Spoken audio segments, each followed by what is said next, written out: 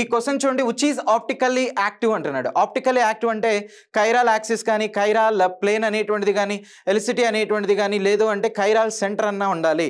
So for example ఇక్కడ చూడండి, ఈ కార్బన్ చుట్టూ కూడా 4 డిఫరెంట్ గ్రూప్స్ అనేటువంటిది ఉన్నాయి. ఇలా ఉంటే ఇది ఖచ్చితంగా ఆప్టికల్ యాక్టివ్ నేచర్ని ఎగ్జిబిట్ చేస్తుంది. ఎలా అంటే కైరాల్ సెంటర్ అనేది ఉంది కాబట్టి. సో సేమ్ ఇక్కడ అదే పాయింట్ ఆఫ్ వ్యూలో కైరాల్ సెంటర్ దేనికి ఉందో చూద్దాం. సో 3 హెక్సనాల్ అనేటువంటిది ఇచ్చారు.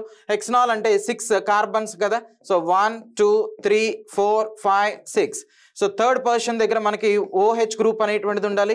సో ఇక్కడ H అనేటువంటిది ఉంటుంది. ఇది ఇథైల్ గ్రూప్, ఇది వచ్చేసరికి ప్రొపైల్ గ్రూప్, ఇది ఒక OH, ఇది ఒక H, అంటే 4 డిఫరెంట్ గ్రూప్స్ ఉన్నాయి కాబట్టి ఇదే కరెక్ట్ ఆన్సర్ అనమాట. ఆప్షన్ ఏ అనేది చెప్తాం. మిగిలిన వాటిని కనుక తీసుకున్నట్లయితే జనరల్గా ఇలా ఉంటాయి. ఎక్కడ కూడా నీకు కైరాల్ సెంటర్ అనేటువంటిది ఉండదు. ఇక్కడ అబ్జర్వ్ చేయొచ్చు, ఎక్కడ కూడా కైరాల్ సెంటర్ అనేది ఉండదు. ఎందుకంటే 2 గ్రూప్స్ అనేటువంటిది ఒక కార్బన్ మీద సేమ్ అనేటువంటిది కనుక ఉన్నట్లయితే అవి కైరాల్ సెంటర్ అనేటువంటి వాటిని ఎగ్జిబిట్ చేయవు. రైట్.